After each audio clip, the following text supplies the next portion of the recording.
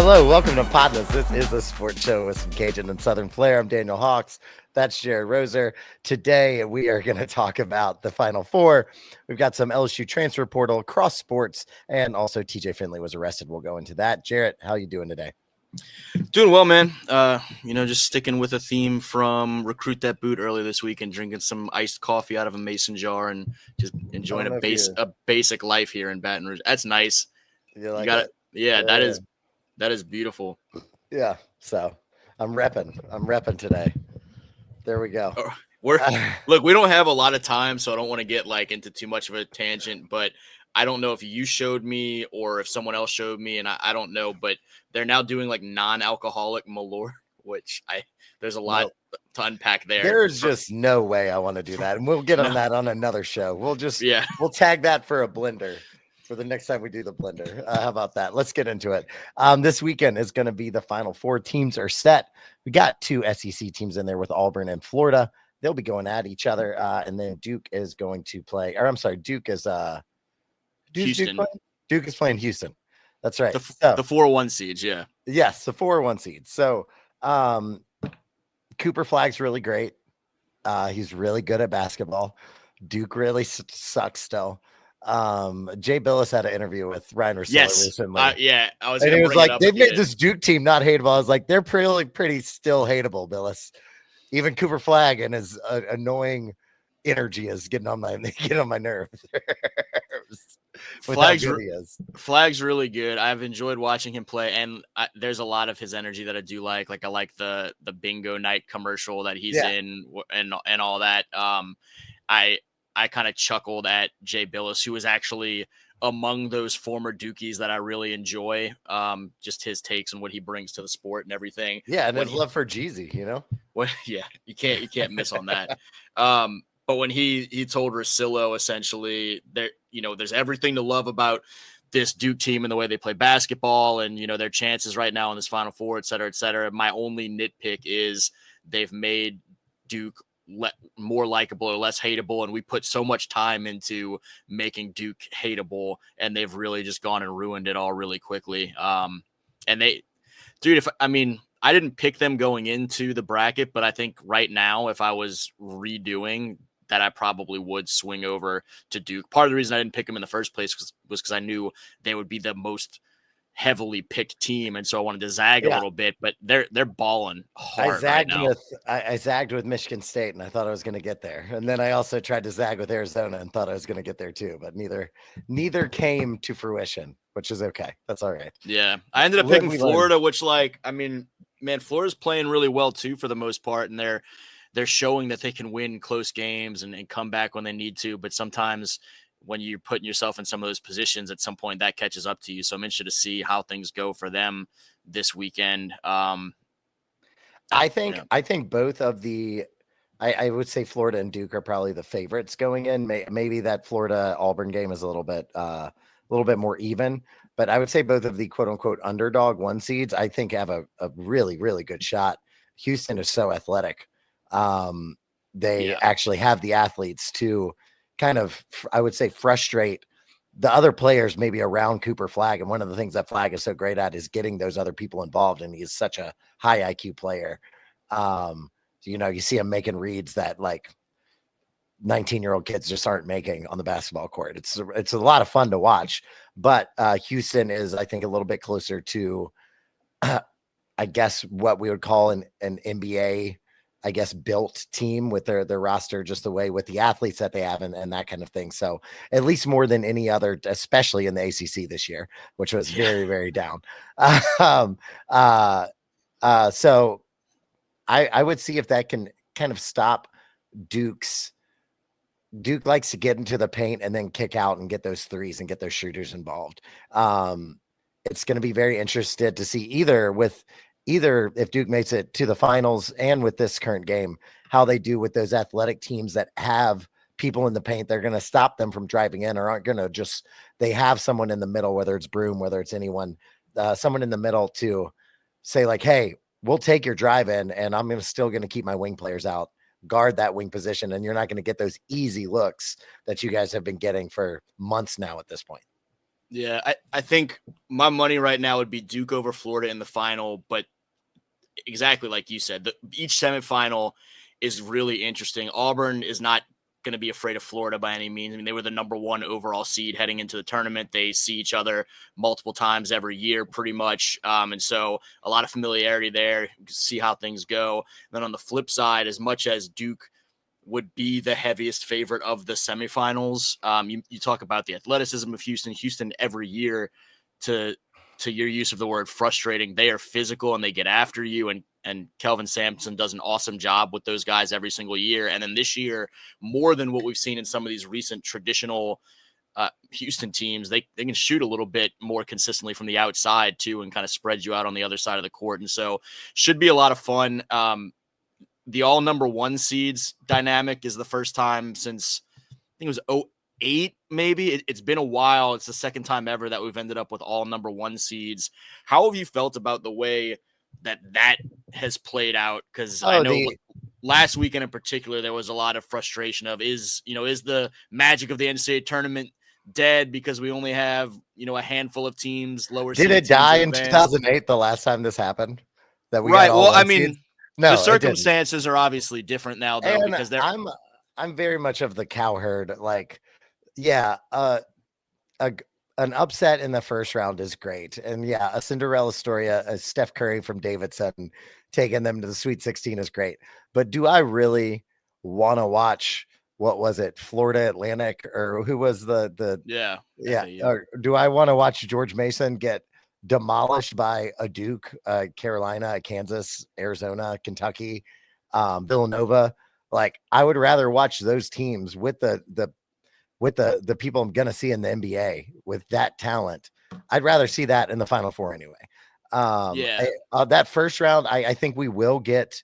I think we're in a time where the transfer portal, plug for what's coming up next, where the transfer portal is kind of making things a little bit more top heavy right now, but that's not going to be, it is going to, something will happen, and it will even itself out where these mid-major schools will find a way to at least be competitive to, get those people in. I don't think it will stay like this. I think this might be like 2008 where we saw all the 1 seeds and then the next year there were no 1 seeds, or there was like 1 or 2. Like it ebbs and flows. And I feel like this is just an ebb, not a flow for mid-majors right now. So I agree with part of what you're saying. I have concerns about where we are right now overall trajectory wise in some ways, though, because I think the difference between now and I think I have the year right, 2008, in San Antonio also with all 1 seeds, is now we're living in the NIL and transfer portal era. And so there are factors there that we're just beginning to see the impacts of, and the whole game is shifting in front of us. Whereas back then, it was more of an anomaly. Right now, there are actual reasons that we're watching the shifts in the way college sports rosters are made all around, and the haves and have-nots is a greater and growing divide in a lot of ways. And so I think watching how that develops is interesting, because if this was the new normal as is, and this is what we're staying with all together, then I think that the mid-majors would be in more trouble to try and have success in an NCAA tournament than ever before, and that it would be a dynamic that was less of just an anomaly and more of a trend moving forward. But I think we're also in the early stages of figuring out exactly how some of the monetary pieces are going to come into play. And so I know we're going to end up talking a lot more about this in coming weeks and just kind of what the outlook is for college sports with some of the changes. But I think they're trying to find ways to continue to build a greater framework. And until we know what that is, and it's hard to project. I'm coming from, like, I still very much believe that this is like the transfer portal stuff. We're a little bit in the Wild West. There's no rules. And I just have a very hard time believing with how heavily monetized all of this stuff is, from the NCAA tournament to the college football playoff. That there won't be some sort of contract buyout, some sort of situation that comes to players signing these transfer deals. I just think it's gonna make sense because listen, at some point the schools are gonna want to get the footing back. And I think there's enough track record with changes and any type of situation that has happened that at the end of the day, like Caesar gets his money, like the casino, the house always wins. Like I just have a feeling whether it's NCAA or whether it's universities by themselves or a single university, like, and especially with them moving to having more general managers as opposed to, just an athletic director, like for specific programs. Like I think that stuff is going to be coming all with that. If they're going to have contracts for all of those type of staff, that it would automatically assume to you're not an amateur athlete anymore. You're a student and you're a student worker basically for these universities. But your work is not like I had in Independence Hall at the Independent Study in LSU, where I'm stamping stuff, listening to stuff on my iPod with the little rolly thing. It's going to be more like, oh no, your student worker job is to go out on Saturdays, and we're going to literally put everything around that. And it's going to come in this contract form that says XYZ. If you do plan to leave, you have to pay back $10,000 or whatever the case may be. I just think it's going to come to that. And that's why I think at that turn, you'll be able to see these mid-majors get their footings. Maybe some kids aren't leaving just fast enough. Just the same kind of way that the NBA implemented the 1 year rule in there. And it because there was so many, at first it was, for forever you could come out of high school, and then it just got to this point where there were all these high school kids coming out and they definitely weren't ready, i.e. Sebastian Telfair. He went through the fire and more than just a documentary. And so they put in this 19-year-old rule. Well, I don't think it's perfect. I think it at least bridges the gap for some of these kids to go to the G League or maybe go to college. And especially now with NIL, go to college and, hey, I want to stay in college. I'm going to make $1 million because I'm staying in college. Let me stay another year and learn under whoever it may be, Will Wade or whoever. I just don't want to say John Shire. That was the first coach that came to my head. So yeah. But so I think for me, I need to see reach fruition what the details of, because we are heading towards some sort of format of that nature. But at the same time, the power players that have the most leverage for all of this are the big schools that are the ones that are taking the guys from the mid majors. And so the leverage is there. And the further we get from that guise of amateurism, the easier it is for those big money programs to say, well, why do we care about the whole of this then, to try and keep it all together and make it equitable for these smaller programs, when we're seeing that the bigger schools meeting earlier and earlier, potentially, if this is an indication of a year of the NCAA tournament, that the money is there, the viewership is there to watch the big dogs fight earlier and earlier in the tournament and not worry about the smaller schools trying to compete. There's the potential there for them to continue to pull away and shut out some of the smaller ones and just not care anymore, because it's more than ever a money-making game where you have to worry less and less about the, again, guys that it's been for a long time of amateurism. But we'll see. We'll see. I also think it being universities where like everyone, like a lot of people, it's in their home state, it's in their hometown. I think it's just might be a little bit harder to like, to get Marquette out of Milwaukee. Like there's not a lot else going on, like with, any college football in Milwaukee proper, obviously Wisconsin, obviously Green Bay. But there is such a market for that program, Villanova and Philly, like these, I mean, even like USC and UCLA, like obviously they have the NFL teams there, but like they're big parts of that community. And those are bigger schools or anything like that. But I just think like this is going to sound very Jeff Goldblum and Jurassic Parky, but life finds a way, Look, I'm not going to sit here and argue with Jeff Goldblum on anything. So I just go with that. Life finds a way. I think that's the best way to put it. Let's move on. Jared, we do have some a little bit of update from the LSU transfer portal. There's some stuff that has happened in women's hoops, men's hoops, and football recently. Do you want to give us a little lowdown?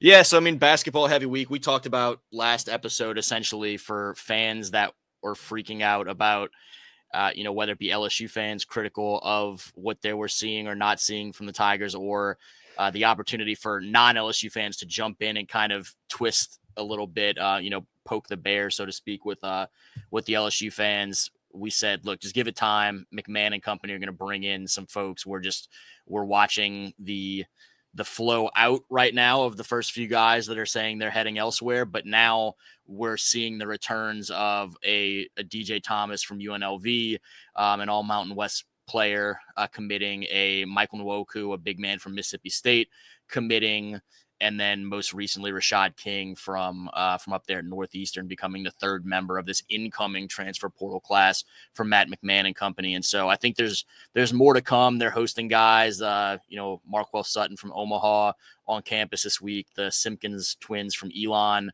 on campus this week. And so the Tigers are certainly not done and continuing to try and retool this roster. But the first three additions I thought were solid in terms of addressing some of the shortcomings of this team, with a couple of guys who can shoot, a guy in Thomas who is a great facilitator, takes care of the basketball. King is just a really well-rounded guy who's come on really strong the last couple of years up at Northeastern, taking huge strides in his game. And then Nwoko, a guy who played at Miami, played at Mississippi State, big 6'10", 245, 250 guy who has a lot of high-level power four experience, and so can come in there and play physically, get some boards, block a couple shots here and there. And so nice addition so far, experience, and not done. too. Yeah. I mean, was just in that both game in they played Omaha. Baylor. Yeah. Right. Hey, and then women's side is interesting because we're fresher off the heels of their season. So right now we're watching the early stages, like we talked about with the men a week ago, where Samaya Smith enters the portal. Last year, Poa enters the portal, and folks are a little bit surprised by that. But it's just, I mean, you got to be a little bit patient with the portal, because folks can put their name in to be leaving, but it takes a little bit more time to figure out who's coming. And so interested to see what Mulkey and company do in that portal. They're definitely going to be pursuing some of the top names once again, and try and, find some right fits and get this thing back over the hump and competing for a Final Four, just continuing to build a consistent championship contender in Baton Rouge.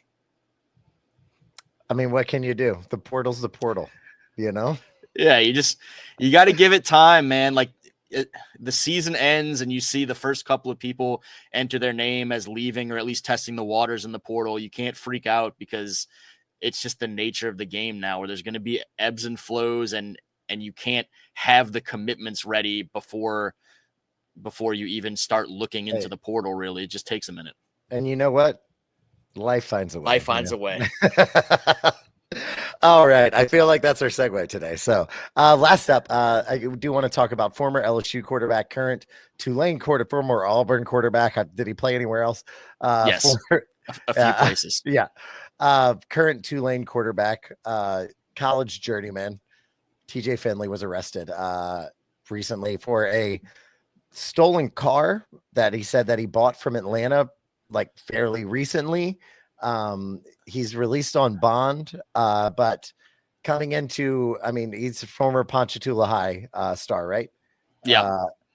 So coming back home to the city after you've had a little bit of a Pat Bev type runaround of the NCAA is not a great look. I don't know what comes of this. I wish him the best, and whatever's happening. I hope it was an honest to God mistake and he's not dealing in gone in 60 seconds territory. But I don't know what else to say. It really sucks. Kind of sucks to see. This is, I think, one of the drawbacks of the transfer portal, of just being able to hop around. I feel like maybe staying at one place might have helped his career blossom a little bit more. I know he's thrown kind of into the fire when he was at LSU, but bouncing around so much, I don't think, being a little bit of a nomad and a vagabond in a team sport is never, I think, a great thing.